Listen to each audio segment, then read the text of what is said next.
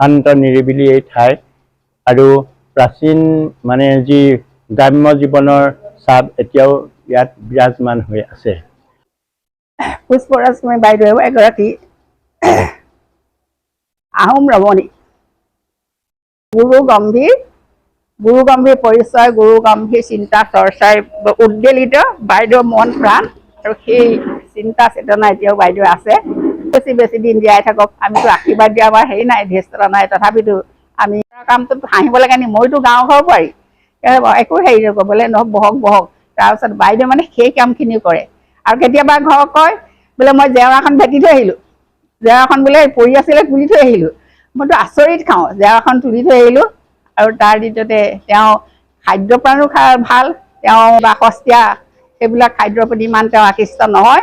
কয় বুজিছে 5 কেজিমান চাউল কি হৈছে, মানুহ এজনী সৈতে খুন্দি লৈছোঁ, পিঠাগুড়ি লাডু পকা কঁঠালৰ সৈতে খাবলৈ যিটো মানে আত্মতুষ্টি হাঁহি মাৰে নহয়, সেই হাঁহিটো কি আছে আমি সেই হাঁহি কি আছে আমাৰ মনত কি আছে এতিয়াও ভুমুকি মাৰি থাকে। গতিকে সেই হাঁহি হৈ থাকক, আমিও বাইদেউৰ আদৰ্শৰ দ্বাৰা অনুপ্ৰাণিত হওঁ আৰু মনত পৰে আৰু বাইদেউৰ কথা ভাবিয়ে আমিও কিছুমান কাম কৰিবলৈ বাধ্য। বাইদেউ কয় কি আছে বুজিছে, দফালৰ মানুহে কৰাকে কৰে খেতি, কি আছে এবাৰ ৰুৱে আকৌ ৰুৱে কঠীয়া কৰি, গতিকে কি হৈছে সেইবিলাক কাম ৰুই থলে কি হৈছে এসপ্তাহে কাম কৰিব, তাৰপিছত কিমান ধান আহিব নহয়।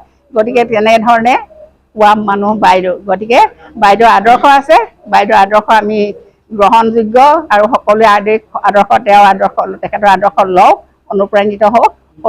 সকলোলৈকে মোৰ শ্ৰদ্ধা মৰম জনাই, পৰিয়াললৈ কি আছে আদৰ সম্ভাষণ জনাই মোৰ দুআষাৰ সামৰিছোঁ। স্বৰচিত কবিতা পাঠ কৰিবলৈ লৈছোঁ। জীৱন অনুপম।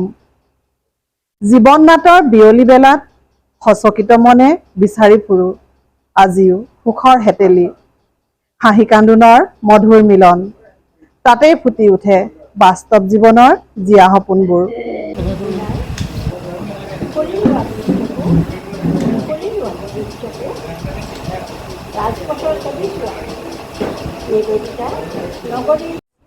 কবি আমাৰ সকলোৰে হিয়াৰ আমঠু জুবিন গাৰ্গ। মই যদি ঈশ্বৰ হলোহেঁতেন, আজিৰ মানুহ সৃষ্টি কৰা বন্ধ কৰি দিলোহেঁতেন, নতুনকৈ সৃষ্টি কৰিলোহেঁতেন আৰু এবিধ মানুহৰ দৰে জন্তু, যি মাৰি কাটি খাই বৈ শুই জীয়াই নাথাকি আৰু বহুত কিবা কিবি কৰিলেহেঁতেন।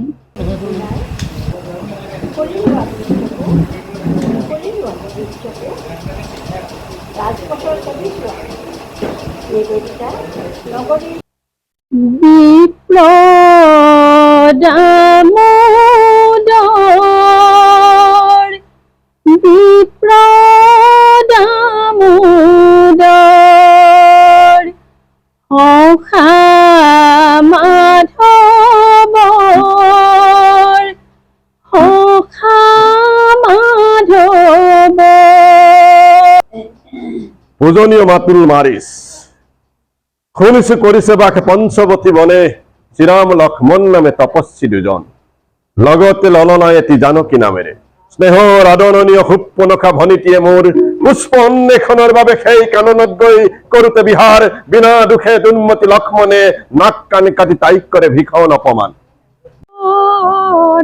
হৰিনাম নপৰে মনত, ৰাম নাম নপৰে মনত, হৰিনাম নপৰে মনত। মনুষ্য জনম লৈ পশু নিচিনা হয়, মনুষ্য জনম লৈ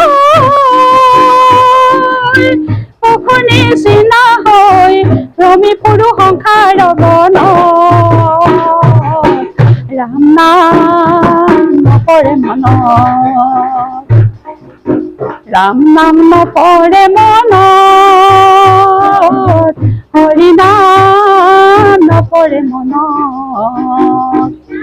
মই দুৰাচাৰ কেৱলে তোমাৰ, মই দুৰাচাৰ কেৱলে তোমাৰ, অপৰাধী নাৰায়ণ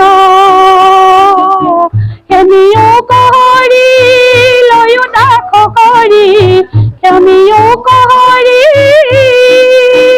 লয়ো দাখ কৰি পখিলো হেৰা হৰণ ৰাম নাম নপৰে মনত। উন্মিলন ৰথ যাত্ৰা লোকাৰণ্য মহাপুণ্য ধাম ভক্তই পথত পৰি কৰিছে প্ৰণাম। পথে ভাবে মই দিম ৰথে ভাবে আমি মূৰ্তি ভাবে আমি দিম হাঁহে অন্তৰ্যামী। সেৱা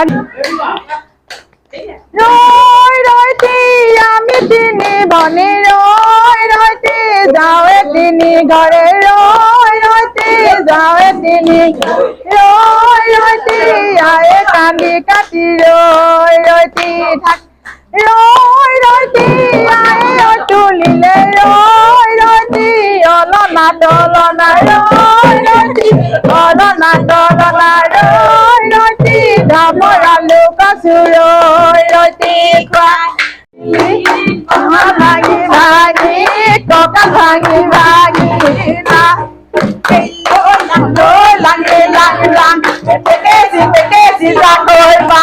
পদুমণি পুখুৰীৰে পানী খাম ৰঙিলিয়া কমিলিয়া বিহু লৈ বিহু লৈ যা। হঠাতে থাইলেণ্ড ভ্ৰমণ কৰিব লগা হ'ল। আমি গোটেইবোৰ ঠাই তাত ফুৰিলো। আটাইতকৈ ভাল পালো হোটেল যিখনত আছিলো তাত ব্ৰেকফাষ্ট যিটো দিয়ে তাত ভাতৰ পৰা ফল মূল ৰস গোটেইবোৰ দিয়ে। আপুনি যদি খাই লয় দিনটোলৈ একো খাব নালাগে আৰু ভাত নাখালেও বাকী ফল মূলখিনি খালেও হৈ যায়। আমাৰ যাত্ৰাটো বৰ সুন্দৰ হৈছিলে। ফলৰ ৰস ফল বেলেগে বেলেগে দিয়ে। তাৰপিছত বাকী পিঠাগুড়িও দিয়ে আনকি তাত পিঠাগুড়ি যি খায় আৰামত খাই ল'ব পাৰে। দাইল ভাজি কফি গাখীৰ।